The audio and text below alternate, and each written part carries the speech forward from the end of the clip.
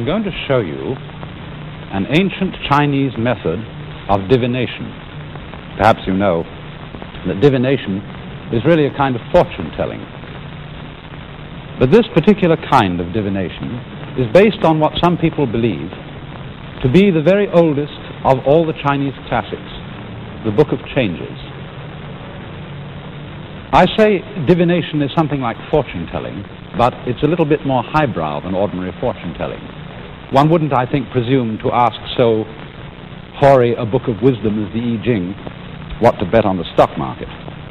Rather, one asks questions about one's spiritual, psychological state, or very great momentous decisions of life. The very old and orthodox way of consulting the Book of Changes is to use the stalks of the yarrow plant. A number of stalks are taken and divided at random, and so calculations are made. But this is a rather long and elaborate way of doing it, and a not so ancient but equally respectable way is to use Chinese coins. You know, the kind of coins that have a hole through the middle, and so that you can carry them on a string round your neck. So if I would ask the Book of Changes, what is the best thing for me in my present state? That is the sort of question that would be appropriate under circumstances like this. So we take the coins and we shake them and drop them. And according to the way they fall, heads or tails, we get a positive or a negative reading. In this particular case, we get a negative reading. The symbol which records the negative reading being the drawing of a broken line. That line is called a yin, or negative line. We do it again, and this time the reading is again negative, and we record it. We shake them again. This time the reading is positive, and we record that by an unbroken line, or a yang line, Y-A-N-G, representing the positive principle. Again, and once more the line is negative.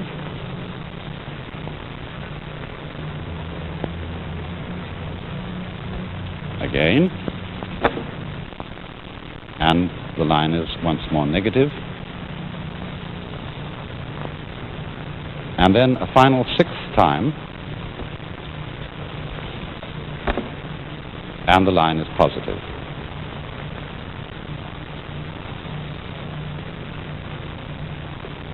And so we get this figure. And in order to know what it means, we have to take a look at a very, very ancient diagram which may be familiar to you. Perhaps you've seen this diagram on Chinese bowls, or jewelry sometimes, or carving in jade.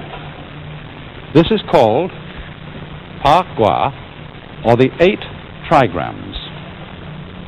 In the center of the design, you see this figure, which may be familiar to some of you as the trademark of the Northern Pacific Railroad. But actually, its meaning in China is the symbol of these two fundamental principles, the negative and the positive, the yang and the yin, which are held to lie at the root of all phenomena in the world. The word yang, which is represented by this comma or fish that is white, means the south or bright side of a mountain. And then yin, Y-I-N, we romanize that, means the shady or dark side of a mountain. And thus, respectively, they're called the male and the female principles. Now, you will obviously notice that with the symbolism of the light and dark side of a mountain, that you can't have a mountain with only one side. The two sides must always go together. And so in the same way, the Chinese feel that the positive and the negative, the light and the dark, the male and the female, the auspicious and the inauspicious, always go together in human life because one cannot be distinguished without the other. in the second chapter of his book, the old philosopher Lao Tzu, whom I've mentioned many times in these programs, says, when all the world recognizes beauty to be beautiful, there is already ugliness. When all the world recognizes good to be good, there is already evil. Thus, to be and not to be arise mutually. And you can say that to be is the principle yang and not to be the principle yin, respectively the positive and the negative. And now outside the rotating figure of the positive and negative principles, you will find these 8 trigrams. Trigrams meaning symbols of 3 lines. And here you will see the broken and the unbroken lines, such as I drew when I was consulting the oracle, the broken being the yin lines and the unbroken the yang or positive lines. And these trigrams represent the 8 fundamental principles or elements which, according to this book of changes, are involved in every life situation. For example, the one at the top means heaven or sky, the one below means earth. This is the father, this is the mother. Over this side, for example, this one means fire, and over here, that one means water. And as you will see, we derived 2 of these trigrams, the point of the oracle being that every situation in life is a combination of 2 of these principles in preponderance. And the ones that we have here is this one repeated twice. And this one has the meaning of a mountain. A mountain over a mountain. Now there are 64 possible combinations of these 8 trigrams, which makes the meaning of each combination pretty difficult to remember. So we'd better go and look at the Book of Changes itself and see what it has to say about this particular one, what advice the oracle would want to give me in answer to my question about my present situation. The mountain over the mountain happens to be, let's see, that's number 52. The figure of the mountain, of course, it has a symbolism, and it means the idea of quietness or keeping still. And so when we have keeping still, quietness above quietness, we get a whole emblem whose meaning is profound calm. And so the oracle says, keeping still. Keeping his back still so that he no longer feels his body. He goes into his courtyard and does not see his people. No blame. Mountains standing close together. The image of keeping still. Thus the superior man does not permit his thoughts to go beyond his situation. The heart thinks constantly. This cannot be changed. But the movements of the heart, that is, a man's thoughts, should restrict themselves to the immediate situation. All thinking that goes beyond this only makes the heart sore. Now you can see that that's pretty generalized advice. And it's appropriate in a way to the question, because the question was vague and the answer is vague. But the symbolism of this answer is simply that sitting so as to keep one's back still so that one's back is not noticed is self-forgetfulness. And keeping one's thoughts to the immediate situation means the practice of meditation or calmness or quietness, and that's what I'm advised to do. It's good advice. Now you may say, well, this is a thoroughly crazy way of coming at decisions, especially if I were to ask something more specific than this. If I had asked advice on some momentous decision I had to make, we would naturally say, from our modern scientific point of view, that flipping coins to come to the great decisions of life is the stupidest thing we could possibly do. After all, it neglects all rational cogitation about our situations. We would say, well, It takes no account of the data in the situation. It makes no intelligent assessment of the probabilities. And before we make any important decision, we think over all the factors involved. We balance the pros against the cons. We balance assets against deficit, and so on. We go into the situation and think it out thoroughly. And therefore, what could be more superstitious than relying upon some oracle that has entirely to do with the purely chance falling of the coins that have no relation to the problem whatsoever? That's our contemporary point of view about all methods of fortune-telling, divination, and so on and so forth. But now look, someone who believed in this system, an old-fashioned Chinese, might say to us, but listen, first of all, when you estimate the data, when you consider the facts that are involved in any particular decision, how do you know exactly what facts are involved? After all, you're going to sign a contract, and the facts you think about that are relevant to this contract are the state of your own business, the state of the other fellow's business, the prospects, the market, and so on and so forth. But something that you may never have considered at all may enter into the situation and change it utterly. The man with whom you're going to make the contract may slip on a banana skin and so hurt his head and become inefficient in business. How would anyone ever think of such an eventuality in taking a sane and rational view of the situation? Or he might say to us, how do you know when you've got in enough data? After all, the data, the causes, the problems involved in any particular situation are virtually infinite. And as a matter of fact, you stop getting in data, stop getting information as to how to solve a problem, either when you're tired of it or when the time comes to act and you haven't time to collect any more data. And he would say that is just as irrational as flipping coins, because you decide when to stop investigating in a very arbitrary way. So are you really very much more ahead of us? Well, we would say, what about probabilities? After all, we rely a great deal upon statistics in order to make decisions. And he would say again about statistics, yes, statistics are all very well when you want to know what a lot of people are going to do. For example, if you flip a coin, you know that if you flip a coin 100 times, there is going to be quite a probability that you will toss half of the time heads, half of the time tails.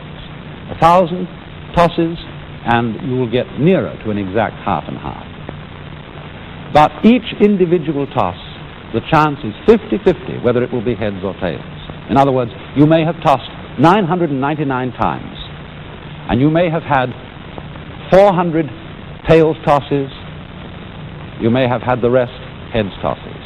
So the probability will be on the thousandth that it will go to tails, because that's had the lesser number of tosses. But actually, your chance on it coming up heads or tails at that particular moment is, again, 50-50. And the probability really tells you nothing.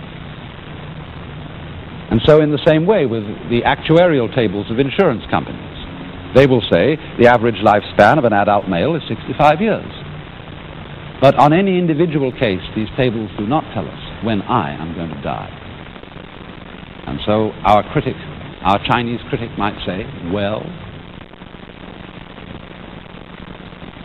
so you see, I myself am of a somewhat skeptical temperament, and I very much doubt, in fact, whether this way of coming at decisions really worked.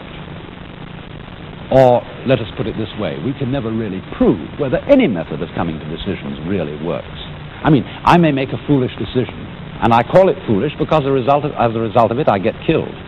But there's absolutely no way of showing that my getting killed at that moment didn't preserve me from a worse fate, from making mistakes that involve the lives of many other people. If I so-called succeed by making a right decision, and I earn $1 million, there's no way of showing that this isn't so bad for my character, that's the worst thing that could possibly happen.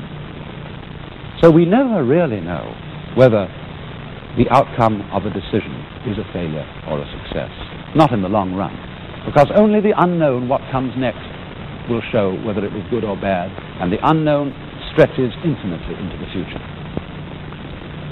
But it seems to me that the importance of this old Chinese book of divination is twofold. First of all, there's a bad side to it, a distinct disadvantage in Chinese culture.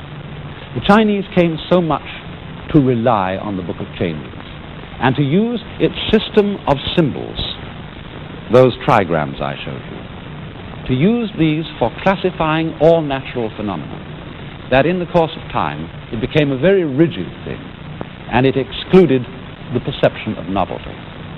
Now, the warning and the advantage to us in that is we can do the same thing with scientific method. There are certain kinds of personality who become very rigid in their scientific ideas and simply automatically exclude certain possibilities because they don't conform with alleged scientific dogma. Take, for example, what we call ESP, or extrasensory perception. I rather call it extraordinary sensory perception. But still, there is good reason to believe that there is extremely strong evidence for something of this kind occurring, and yet many scientific people will ignore that evidence because they say things like that simply can't happen. And that is to fall into the same rut that the Chinese fell into when they relied too meticulously upon the classification of the world and of events found in the Book of Changes.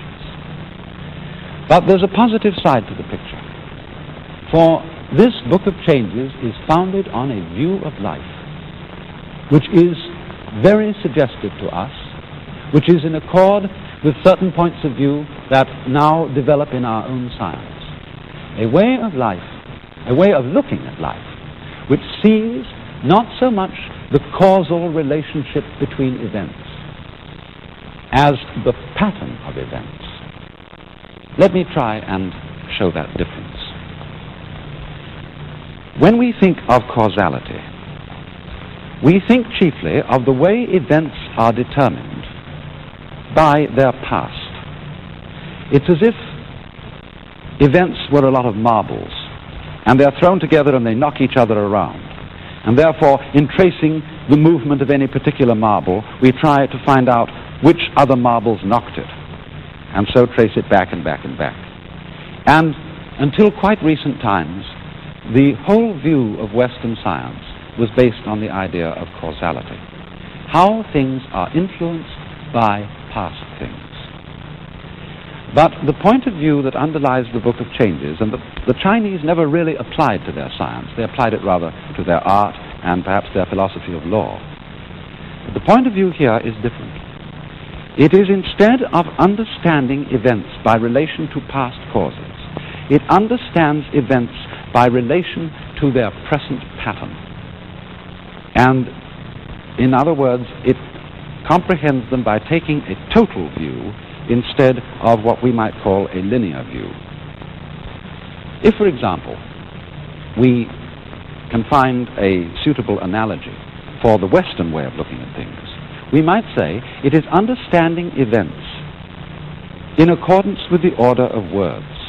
For example, I can say, this dog has no bark, and then, this tree has no bark. Now, the meaning of bark in these two sentences is determined by what went before them. I make sounds before I say the sound bark. Before I say bark, I say this dog has no. Now, if I want to know what bark means, I have to go back to what happened in the past.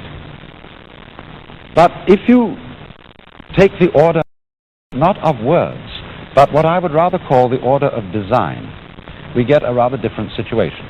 Supposing I draw two small circles.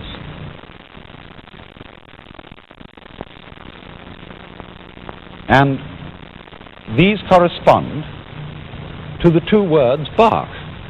They're both the same. But now, supposing a design arises around those two circles.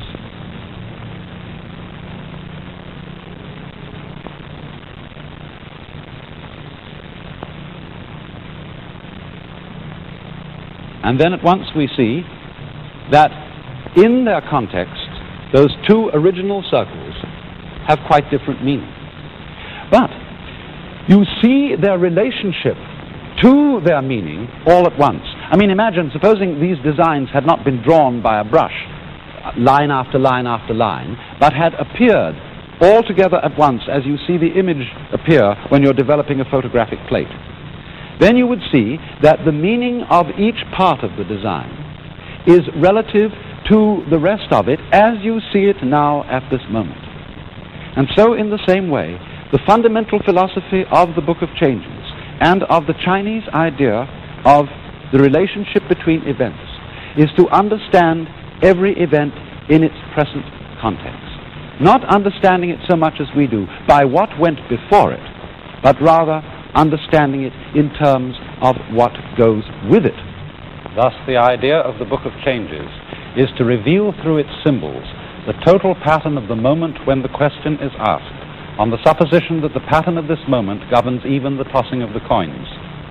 Now then, the interesting comparison that arises out of this is that because we in the West have tended to understand events in accordance with the order of words, in accordance with the order of causality, we have evolved the conception of nature as based on law. In other words, when we ask for the explanation of any natural phenomenon, we look for that explanation in words, in a formulation that will describe a law. On the other hand, the Chinese have not evolved the idea of a law of nature, but something quite different, but equally valid and equally useful. There is indeed a word in Chinese for law, in very much our sense of law. It's a rather interesting word, because as it was originally written, it was a picture like this.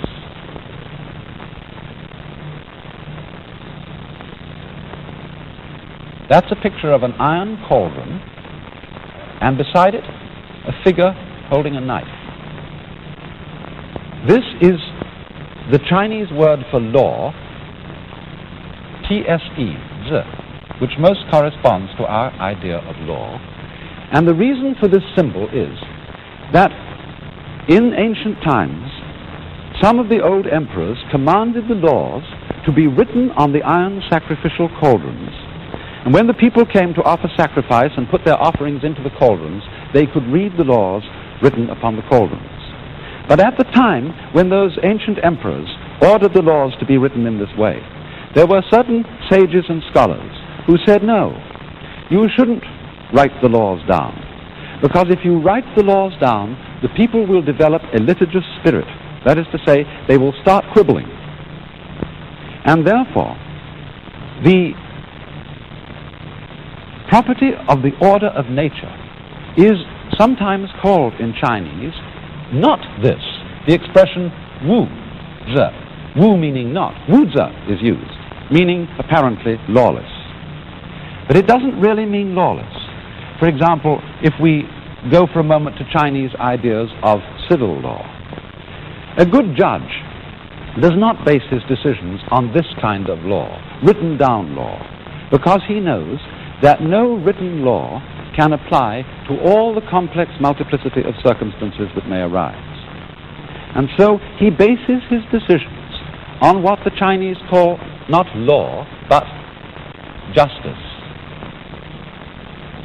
This word is pronounced I. And justice in this sense corresponds rather to our idea of equity. It is the sensibility for order and reasonableness that is embodied in an individual. He hasn't got it clearly written down, but he is the sort of person who is able to judge in any particular circumstance whether a certain decision is fair or not fair. And they much rather trust a man who has E in him than a man who has a thorough knowledge of the rules. And so, we come thus to a conception of the order of nature that is one of the most important words in the Chinese language. And that is a word which originally meant the markings in jade, the grain in wood, or the fiber in muscle, and it's pronounced li. This is A character, then, meaning really the basic fundamental pattern of things. But such an image is used as the markings in jade or the grain in wood, because this is an extremely subtle, complex pattern, a huge area of events all happening together at once, which has to be taken in at a glance, in the same way as we take design in at a glance, understood at a glance, and therefore is not capable of formulation in the order of words. And so Li, meaning perhaps organic pattern, is the fundamental Chinese idea of the order of nature. In other words, when we think of beauty, we know very clearly what is beautiful and what isn't. But it's absolutely impossible to write down a set of laws and rules as to how one will create beautiful objects. In mathematics, for example, mathematicians often feel that certain equations, certain expressions are peculiarly beautiful. And mathematicians, because they are meticulous people, try to think out exactly why is this beautiful. Could we make up a rule for beauty? And yet they come to the conclusion that if we could make up a rule and apply it in mathematics, and always by the use of this rule get a beautiful result, eventually those results would cease to impress us as being beautiful. They would become sterile and dry. And so in the same way, the order of nature, the order of justice, the order of beauty are things which we can know in ourselves, but we cannot write down in black and white. And therefore, the superior man is one who has the sensibility for these things in himself.